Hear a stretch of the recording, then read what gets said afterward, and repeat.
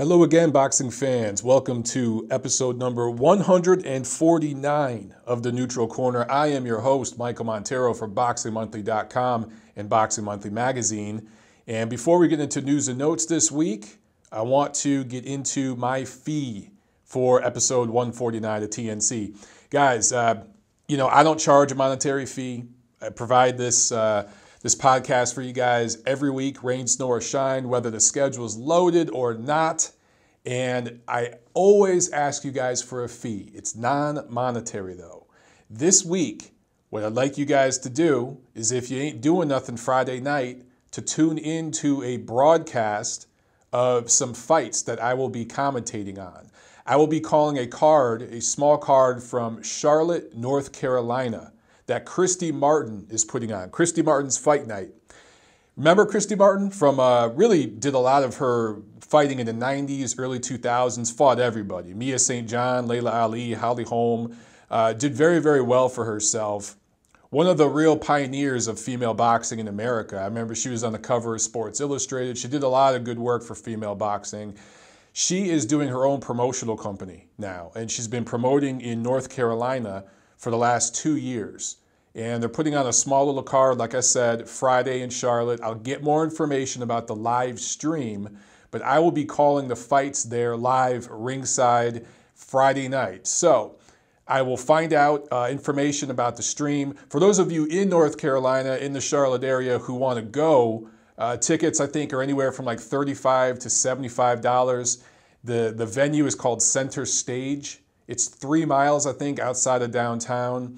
It's a small venue. I think it's about 350 or so what it seats. It's a club show, so it should be a lot of fun. These small club shows are always a good time. So those of you in the Charlotte area who want to go, message me. Email me at monteroonboxing@gmail.com or hit me up on Twitter, Facebook, whatever it is. Drop a comment here if you're watching on YouTube this episode of TNC.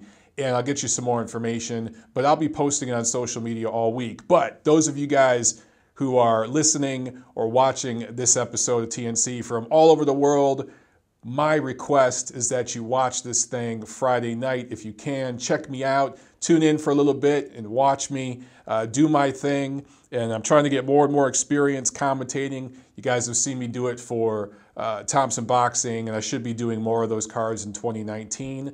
So we'll see. As Christy Martin builds up her promotional profile, maybe I can build up my commentating profile. I might even be doing the ring entrances too. I don't know all the information yet, guys, at the time I'm recording this episode, but I will get that information to you. I will pin it in a comment on the YouTube here on TNC 149, and I'll be blasting it all over Facebook, Instagram, Twitter, yada, yada, yada. So that is your fee for this episode, guys. Tune in if you can and watch me do my thing, all right? Let's get into news and notes. Okay, so Tony Bellew officially retires. Now, look, we knew he was going to retire, right? He talked about it before his fight with Usyk, where he performed very, very well, better than people expected, before being stopped. And there's no shame in that, to Oleksandr Usyk, who, look, might be the best fighter pound for pound right now. He hasn't proven that yet. He's certainly in the top 5. But losing to Usyk, no shame in that. And Bellew bows out. Will he come back? I don't know. He's made a ton of money with Eddie Hearn. He's done movies. He's got a future, I think, in broadcasting. And honestly, I'm just going to say entertainment. The guy could do anything he wants over there in the UK. He could go into soap operas. He could go into films. He literally can do whatever the hell he wants. So is there a fight big enough for him to come back for? I don't think so. I think this is it for him. He's retired for good. Truly an overachiever, I think, and I mean that in a good way. Meaning I don't think he was the most athletic, most skilled guy.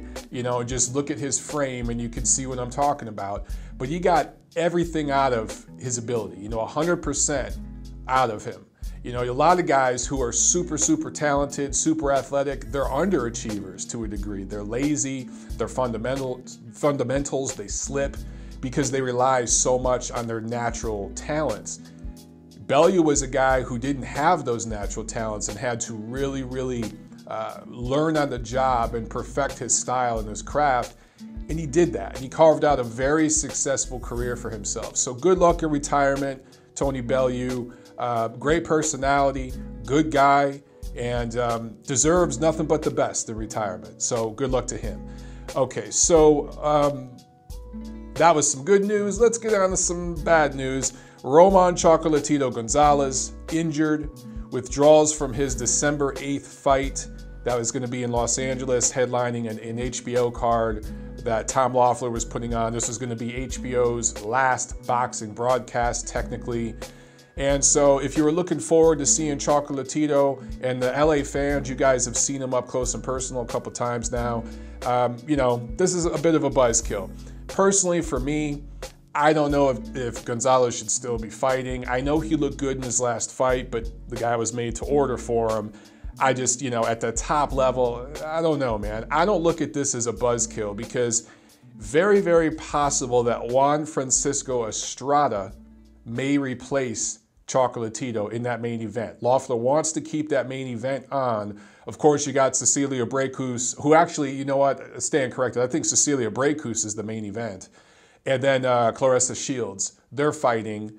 However you feel about that, good, bad, indifferent, I don't know. But if they can get Juan Francisco Estrada on this card, he's one of the better little fighters in the world. And of course, people want to see Estrada in there again with Sor Rungvisai, maybe Chocolatito if he keeps fighting. So if he gets on that card, I actually think it's good to go, you know. So I look at that as a wash. But yeah, so Chocolatito is out, and I want to say this is not the first time in recent years that he's had to pull out of a fight due to injury or visa issues, things like that. So again, he's just kind of at that point in his career where, I don't know if he needs to be fighting. But it's his life, and he's still one of the very best little fighters in the world.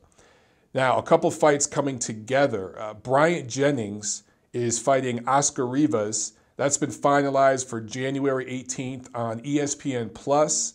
That'll be at the Turning Stone Resort and Casino in Verona, New York. So we already got some action already on the schedule for early 2019, especially January. So, you know, look, with all the different platforms, and I know that there's issues because, you know, you got a certain group of fighters on ESPN+, you got another group on Showtime/Fox, another group on DAZN. But the benefit to that is the schedule's freaking loaded. It seems that there's boxing on every weekend. And you go back just, you know, 4 or 5 years, guys, it wasn't like that. I remember the first few months of the year, there wasn't shit on TV usually when it came to boxing. Maybe ESPN Friday Night Fights, you know, that level of thing happening. But you did not get major televised cards, and I'm not calling Jennings-Rivas a major televised card. Obviously, it's on the ESPN+ app. But of course, you know, we got Pacquiao-Broner and, you know, fights like that. You didn't get fights like that in January, February. You know, you had to wait till March, April. So boxing's heading in a good place right now. All the different platforms, yeah, it makes me nervous. Hopefully the sanctioning organizations force fighters in these different platforms to face each other through mandatories and things like that. That is my hope, and that the promoters work together. That remains to be seen. But I love that we've got fights in January to look forward to. I love that. Also, possible for March 23rd in Madison Square Garden, a fight between Terrence Crawford and Luis Collazo. I always want to say Collazo. That's just how his name looks to me, but they pronounce it Collazo. Anyway, what the hell has Collazo done to deserve a fight with Terrence Crawford, who might be pound for pound the best fighter in the world? He's certainly number 1 or number 2, right there with Lomachenko. I don't know. Now, we just saw Kavaliauskas, the Mean Machine, beat Arreaza on a card. I think it was that a KO3 or something. If anyone deserves the fight with Crawford, it's him. I don't know what the hell Collazo's done. He's fought twice in the last almost three and a half years since his loss to Keith Thurman, which I think was in the summer of 2015. So I don't know, man. I mean, stay busy fight, I guess, for Crawford, but you're taking this to the Garden. There better be a really strong co-feature. I don't know. But you got to think that's going to be on regular ESPN, and that's a showcase fight for Crawford.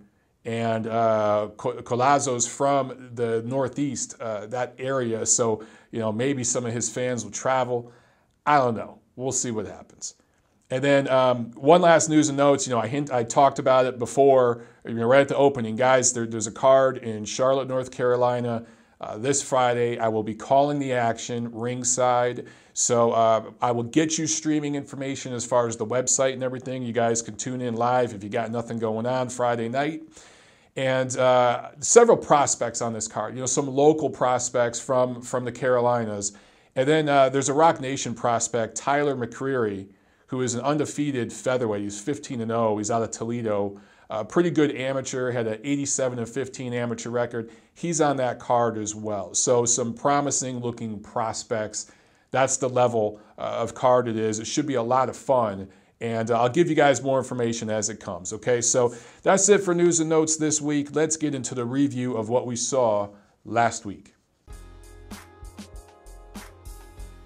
Last Friday, November 23rd in Mexico City, there was a Telemundo card, and in the main event, Ganagan Lopez scored a unanimous decision in a 10-rounder over Ricardo Rodriguez and won a minor vacant flyweight title. That was really it for Friday action. Now, on Saturday, there was a bunch going on. Saturday, November 24th, that is. In New Zealand, in Auckland, New Zealand, Lucas Brown scored a KO5 win. Remember him? Scored a knockout win over Ruslan Shagayev a few years back and grabbed a piece of the WBA heavyweight title, and then all hell broke loose. He's had performance-enhancing drug issues multiple times, and then really just a brutal knockout loss to Dillian White. But I think he's 2-0 since then, maybe 2-3-0 since then, and gets a win over in Auckland, New Zealand.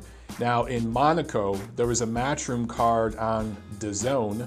This was in the Casino de Monte Carlo Salle Medicine. I'm probably butchering that.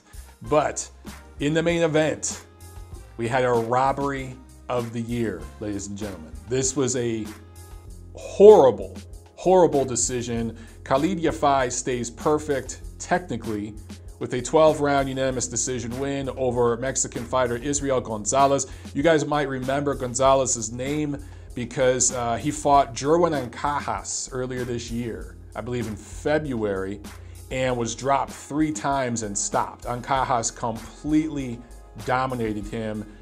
Gonzalez came into this fight just ready to go to war. It was very, very active, started off very fast, and to me, clearly won at least the first half of this fight. Probably won 4 or 5 of the first 6 rounds of this fight. There was a clash of heads, I think, and there was a headbutt that caused some bleeding, but that slightly changed the momentum. I thought Yafai started to have moments in the middle rounds and landed the cleaner, sharper, maybe flashier punches later in the fight. But at best, this was a draw.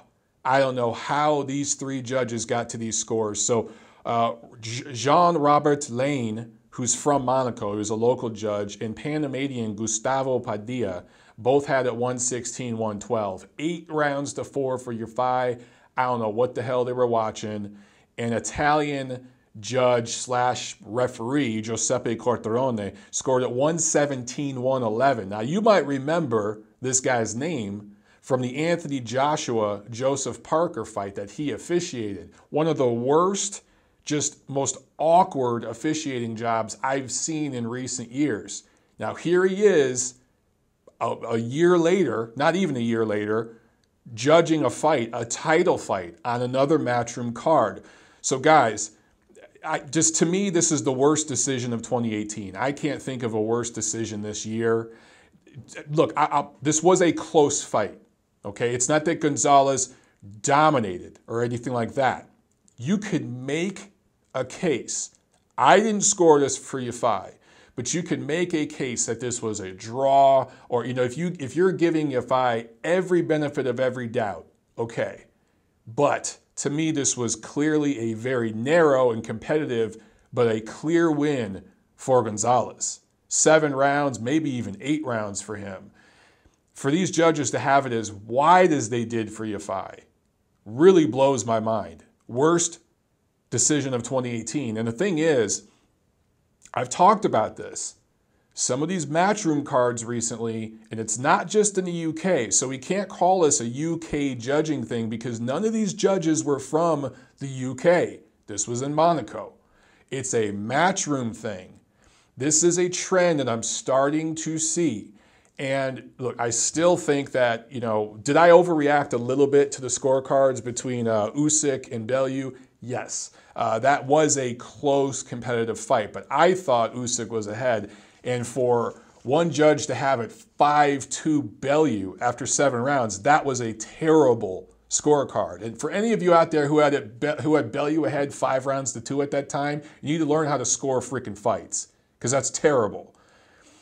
But Usyk, the scorecards didn't matter because Usyk ended the show. You go back, Anthony Joshua, the stoppage with Carlos Takam, that was an unnecessary stoppage. The scorecards, 2 of the 3 judges had him ahead of Klitschko at the time of that stoppage, which was terrible scorecards. Only one judge, I think Steve Eisfeld, had that fight scored correctly at the time of the stoppage. I have seen several of these just questionable scores. Sometimes it's just 1 or 2 of the judges. Sometimes it's all 3, like in this case, on these matchroom cards recently. That is something that the UK media, and I got to say this about the UK boxing media for the most part, they do not ask tough questions. They do not go in on guys like Eddie Hearn and Frank Warren enough. They throw softball questions. And look, this podcast is for a British fight magazine that I contribute to. So I'm not trying to beat up on the UK fight scene. You guys know I'm a huge supporter of the UK fight scene. I think it's amazing what they're doing over there. And I give Eddie Hearn a lot of credit. And I defend him when he gets bashed, I think, unfairly by a lot of fans over in the UK. But this is a trend that, I've noticed recently, and nobody in the UK media seems to be going in on Eddie Hearn and asking him about this. So you guys need to start doing it on Twitter. And I'll tell you another thing. This was a defense. This was the 4th defense of Yafai's WBA super flyweight title. So these were WBA approved judges. You guys need to blow up the WBA on Twitter. They have a Twitter account. Blow them up. Harass the shit out of them and ask them about these judges and this decision and what will be done about it. Because there is no way in hell Khalid Yafai won 8 or 9 rounds in this fight. 6 or 7 if you're giving him the benefit of every doubt. But 2 judges gave him 8 rounds, 1 judge gave him 9 rounds. Guys, that's egregious. So get on social media, get on Twitter, annoy the living hell out of the WBA about this decision, and give Eddie Hearn and Matchroom some shit, because ultimately they approve these judges as well. And Corterone, who I talked about, who did a horrible officiating job, this ain't the first time he's worked with Matchroom recently. So guys, take control as fans, exercise your voice, and start harassing these people, or you're going to see more shit like this, okay? You have the power, so use it. Now, also on this card, Denis Lebedev gets a unanimous decision win. A minor upset, I guess. I didn't really look at it as an upset, but Fan Long Meng, who is a Chinese fighter, a 6'2" southpaw 2012 Olympian, and lost a very, very close decision to Yamaguchi Falcao, a controversial one in the 2012 Olympics, or else he might have medaled. Scores a TKO 5 over Frank Buglioni. So I think a lot of people favored Buglioni because people, especially in the UK, they knew his name. But Fan Long Meng, man, he's someone to keep a look on, keep a look at with this guy because he looked pretty good in this fight and going up against a more experienced fighter who's been in with some good guys. Michael Hunter scores a TKO 9 win over Alexander Ustinov, the statue. Hunter, 16-1 now And his only loss was to Oleksandr Usyk. No shame in that. This, of course, was at heavyweight. Ustinov much bigger than Hunter. Hunter says he wants a rematch with Usyk at heavyweight whenever he does move up to heavyweight. Yeah, you know what? I wouldn't mind seeing it. If Usyk moves up to heavyweight, which we know he eventually will, why not take his time and build it up slow?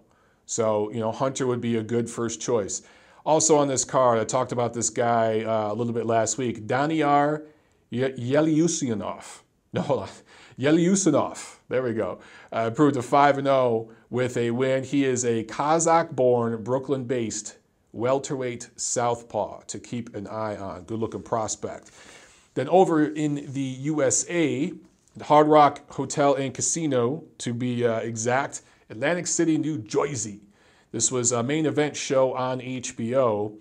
And there was maybe about 3,500 people there. I've been pretty good with some folks at main events who drop a little inside info on me and were kind enough to kind of give me a report from ringside. Not a huge crowd, like I said, 3,000 to 3,500 people, but they were lively. And I guess Dmitry Bivol, who was, of course, the main event, during the undercard, some of his stablemates were fighting and was sitting around press row, just hanging out before his fight, watching some of his guys fight. And some of the press people were talking to Bivol, shooting the shit with them, and a lot of fans were coming over and hanging out with them and taking pictures and stuff, and Bivol was obliging all of them. Now you think about it, how many guys who are headlining a major card, well, headlining a card on a major network, let's put it that way, would be just hanging out, willing to take pictures with fans and shoot the shit with them a little bit on fight night.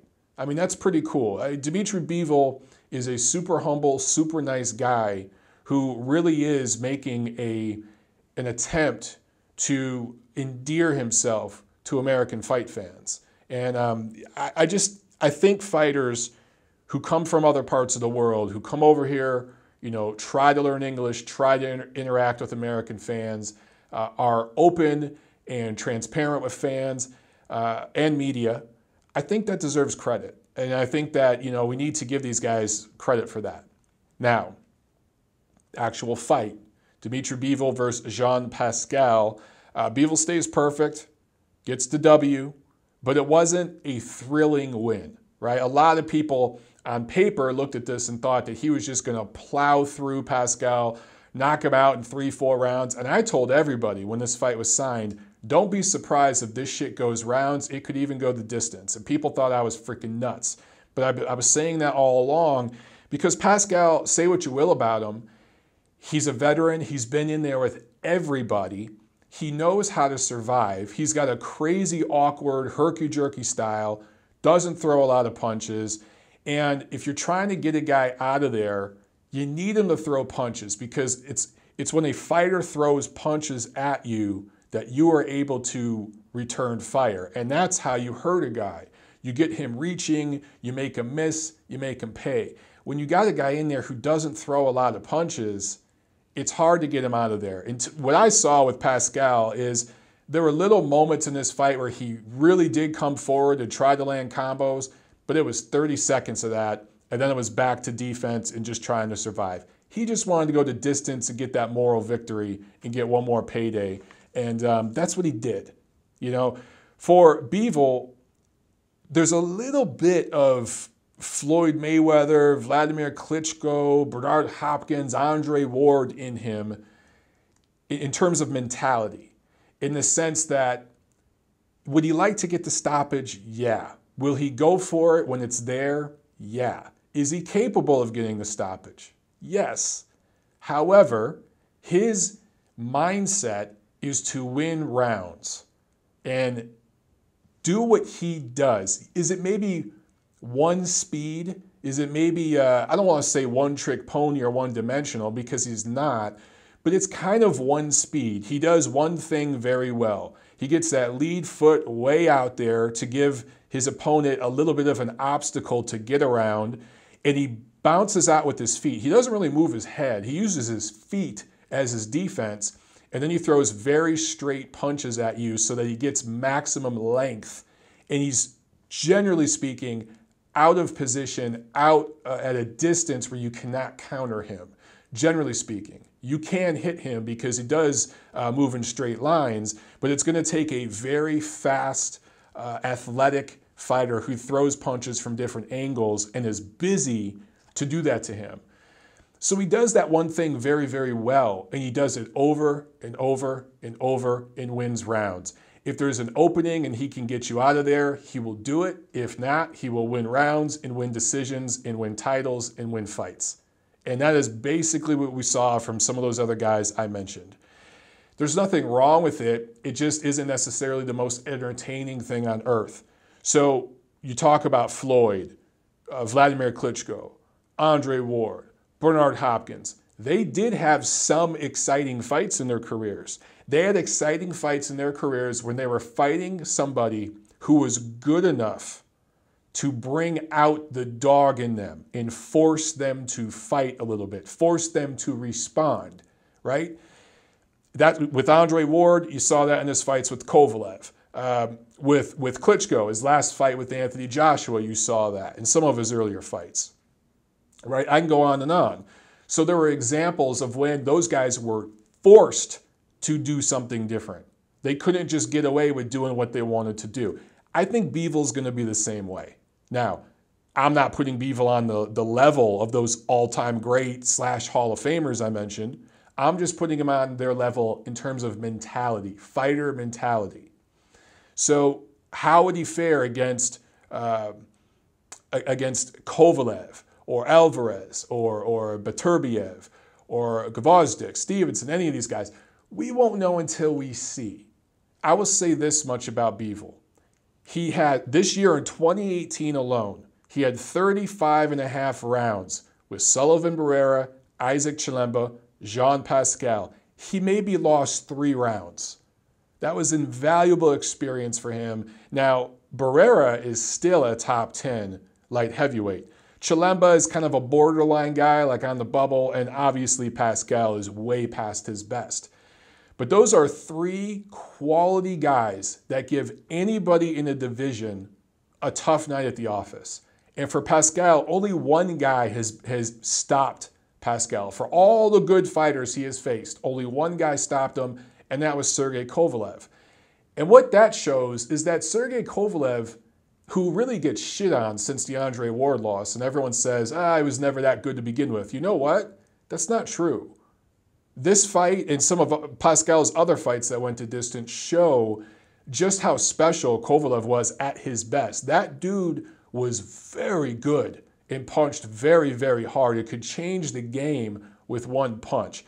Bivol doesn't quite have that punch, but Bivol has a better lifestyle outside of the ring, better training habits, and overall, probably better footwork, slightly better footwork than Kovalev had at his best.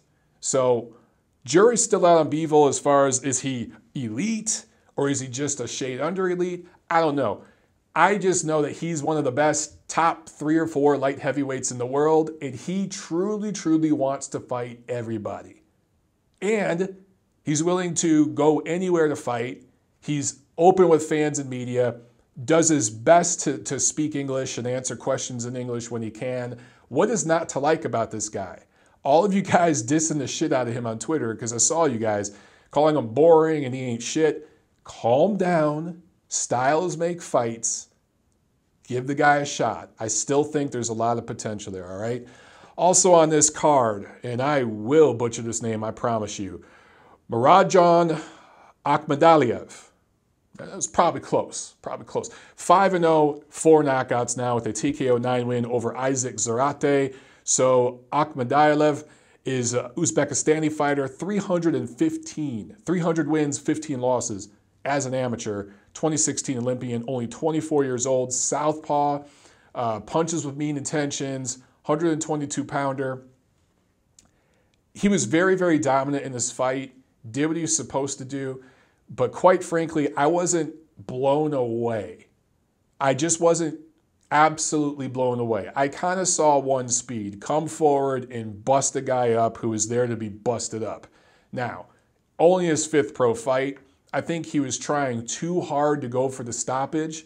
Obviously, there's a ton of potential with this kid. But the HBO broadcast, I thought, was going a little nuts, just praising this kid. Great performance, outstanding amateur, but I'd like to see him work on skills, work on setting things up more, work on pitching at different speeds and different angles instead of just coming forward and busting a guy up. That's what I'd like to see from him in his next fight. Also on this card, Russian heavyweight prospect Sergey Kuzmin improves to 14-0, 11 knockouts. He had over 200 fights as an amateur, won 227 fights as an amateur before turning pro. Scores a TKO 6 win over Cali heavyweight Laron Mitchell for a minor WBA title. So that was it last week, guys. Let's preview what we got coming up this week. Wednesday, November 28th in Chonburi, Thailand. Knockout CP Freshmart goes up against Nicaraguan Brian Rojas in a 12-rounder. This will be the 6th defense of Freshmart's WBA strawweight title.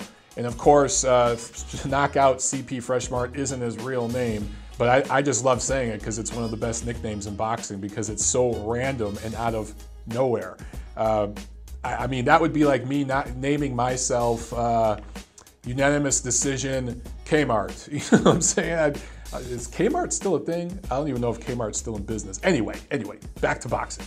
This is actually a rematch of a fight from 2016 between these two, where Nyam Chong, or Freshmart, won 115-113 on all 3 scores. So they had a close competitive fight a couple years ago.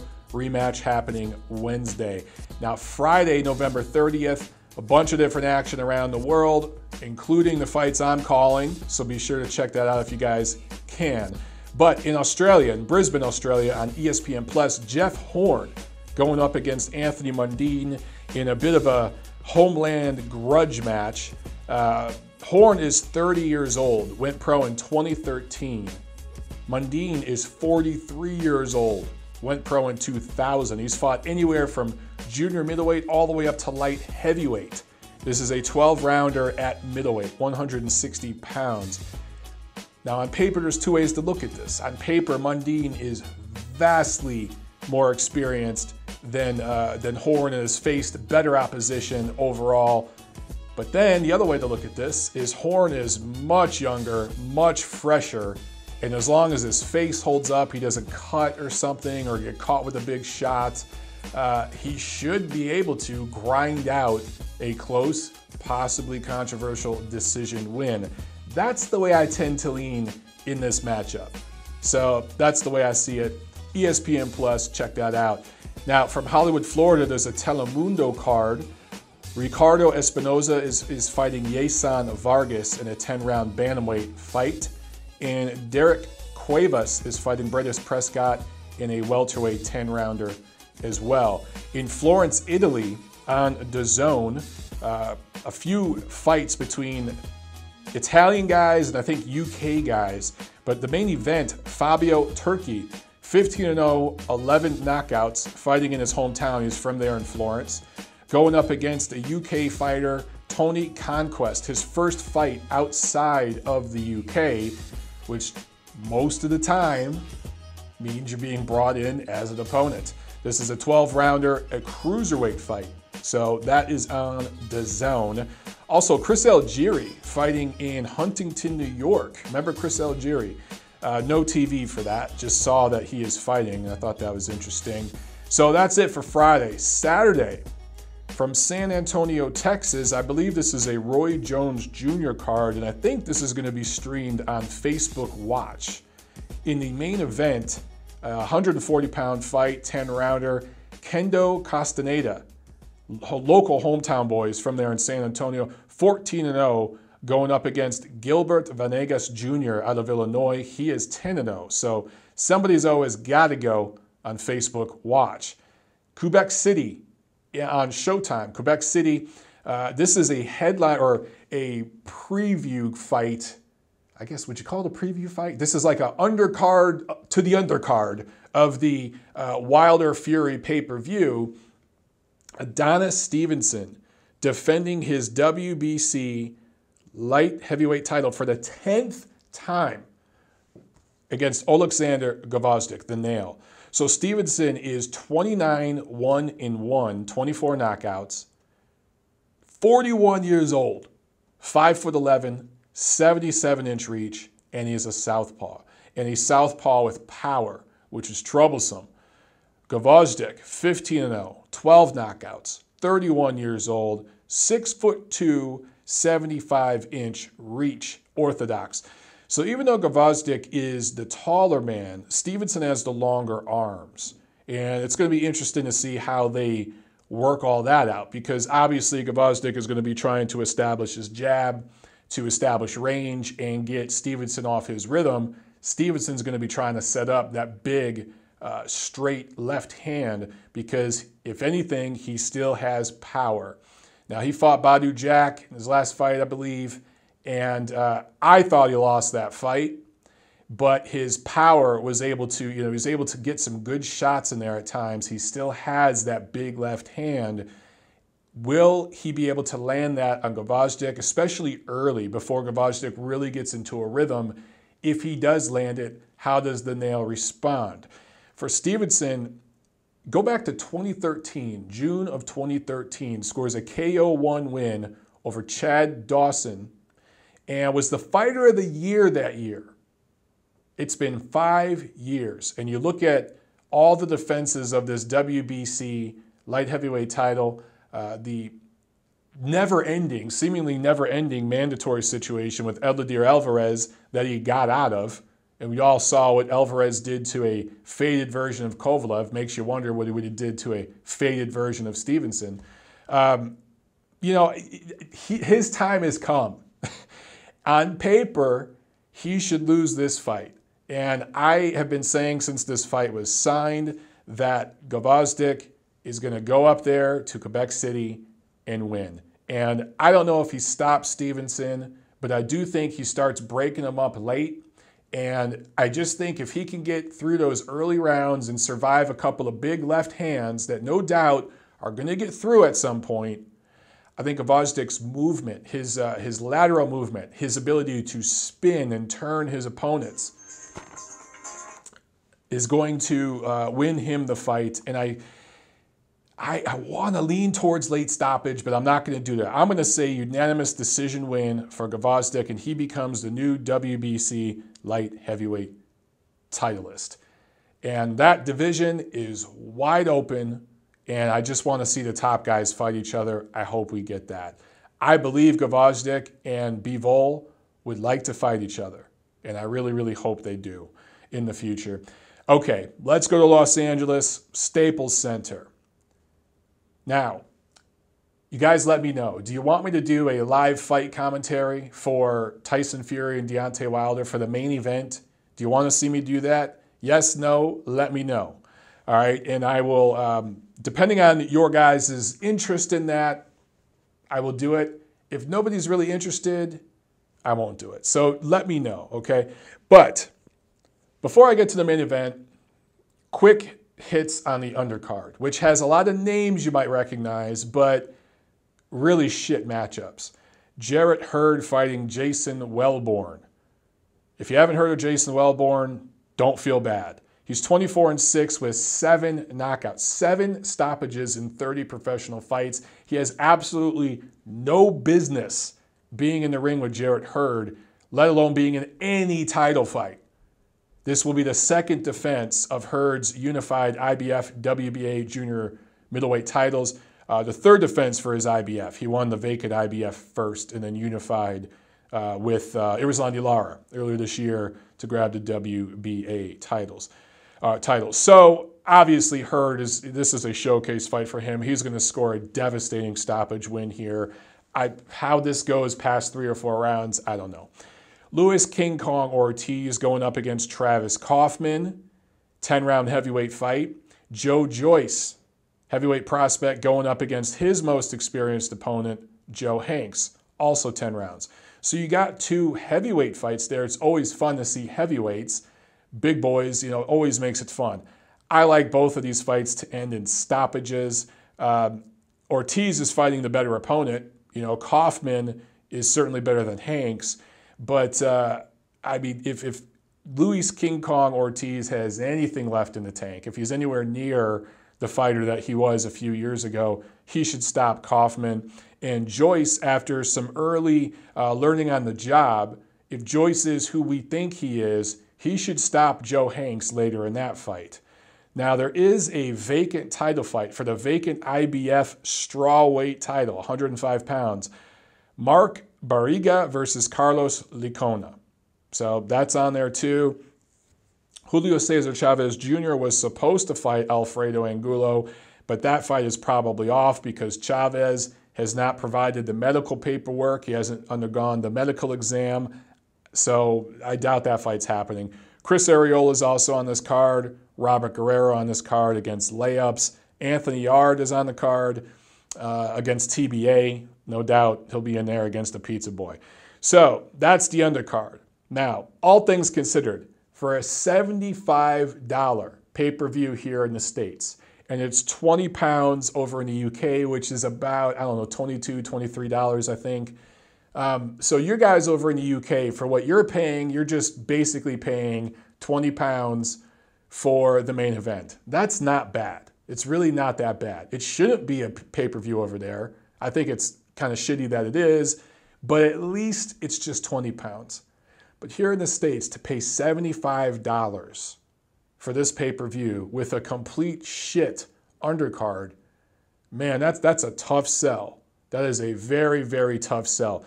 Now, I've talked to some ticket brokers this morning about how the fight is selling. They expect about 10,000 or so. But 10,000 or so tickets will probably be sold. It might get punched up to a little over that when they start doing discounts and all that stuff this week, which they're already starting to do. They had overpriced some of these tickets early on. I know a few people that bought tickets as soon as tickets were announced. And man, I feel bad because they overpaid for their tickets. Just the entire promotion, the way this thing has been promoted, really, really poorly. And this is not the biggest fight of the year, obviously. That was Canelo and Golovkin, their rematch. And you can make an argument that Usyk-Gassiev on a global scale was much bigger. Hell, Usyk-Bellew was probably at this level on a global scale, to be honest. But in terms of heavyweight fight, obviously it's the biggest fight of the year, biggest fight since Joshua Klitschko. And this thing should just be bigger. There should be a sellout at Staples Center. And the pay-per-view should at least have a strong co-feature to where you'd think that they'd do at least 500,000 buys here in the States. When you think two of the top three heavyweights fighting each other, yeah, you'd think, man, that's at least 500,000 pay-per-view buys, right? I don't know. This thing's probably going to do about 250,000. But let's look at the actual matchup. Deontay Wilder going up against Tyson Fury, the 8th defense of his WBC heavyweight title. Wilder is 40-0, 39 knockouts. Fury is 27-0 with 19 knockouts. Wilder, 6'7", 83-inch reach. Fury is listed at 6'9". I don't think he's quite that tall. Maybe a shade under that, 85-inch reach. Both of these guys have really long arms, but Fury's going to have a little more length. He's a little taller. He's going to be punching down at Wilder, which is something Deontay isn't used to.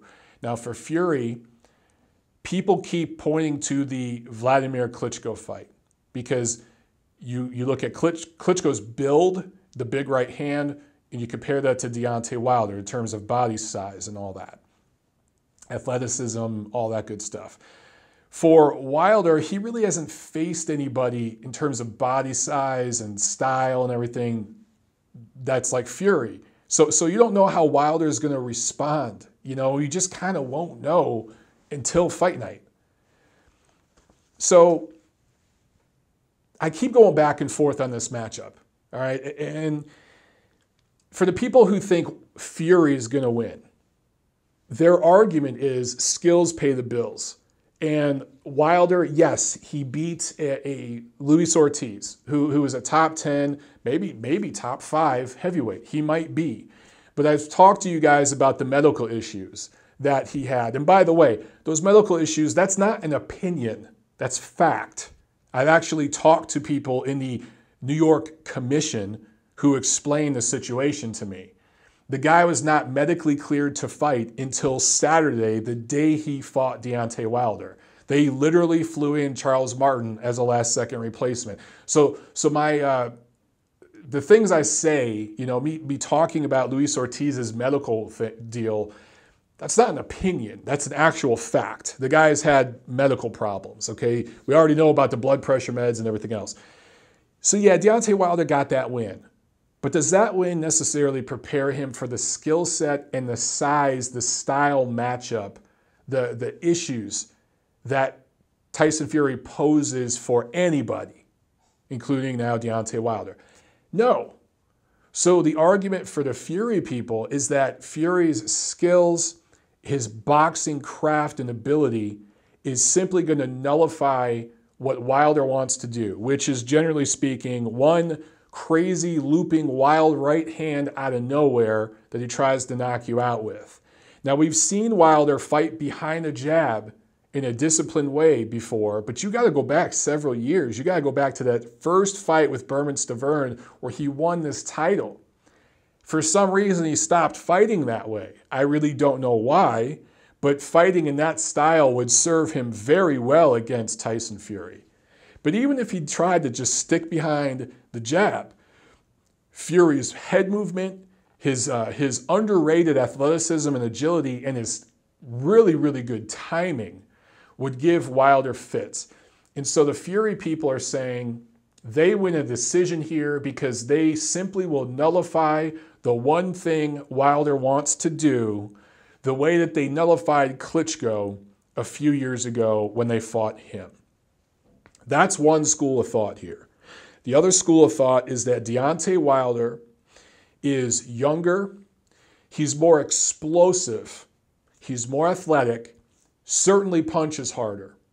And the big right hand does not come straight down the middle like it does with Klitschko, like it did with Klitschko. It's going to come from crazy angles. It's going to loop around Fury's guard. And not only that, but in terms of activity, since the Klitschko fight, Fury has fought twice. And he's fought two less than spectacular fighters. One guy was a cruiserweight, and one guy was a shot Francesco Pineta, or I won't say shot, but well past his best. And at his best, he was never really that good to begin with. In that same span, Wilder has fought 5 times. Now, he hasn't fought, all-time greats, but he's fought Szpilka, Areola, Gerald Washington, Stavern again. I mean, some of these were god-awful matchups. And then, of course, Ortiz. But look, the Szpilka fight, the Gerald Washington fight, the Luis Ortiz fight. 3 good, quality opponents, some of them not quite top 10, but one of them certainly a top 10. One guy maybe on the bubble of the top 10. And Wilder won those fights. So he's been active and he's faced better opposition over the last 2 to 3 years. So you factor in the explosiveness, Wilder being in the gym and staying in shape and being active, the huge missile of a right hand, all those things together against Fury's inactivity, ballooning up to well over 300 pounds, drug issues, just all of that. And then lack of power. And you got to favor Wilder, the Wilder people would say, to eventually overcome Fury. And that is generally the way I look at this fight. Would it blow my mind if Fury pulled another Klitschko on Wilder? No, it wouldn't blow my mind. But here's why I don't think it'll happen. For all the things I just said about Wilder, but plus we go back to the one big fight that Fury has had, and that was against Klitschko. And I've talked about this a bunch of times. And again, these are not opinions, these are facts. I've talked to people in Klitschko's camp, actual sparring partners who were there in Austria, the whole nine. That was not anywhere near a 100% version of Klitschko that Tyson Fury fought. It was also a Klitschko who admittedly took Fury lightly and did not respect him enough and simply looked like shit.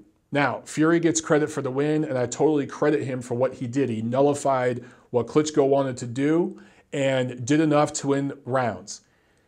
Against Wilder, Wilder number one, at this stage, younger than Vlad was, more explosive, much hungrier than Vlad was, coming off a much better camp, coming in 100% healthy physically, and most importantly, mentally, knows this is the fight of his life, is not taking Fury lightly, because unlike Klitschko, he has the benefit of looking back and watching those 12 rounds that Fury and Klitschko had and learning from it.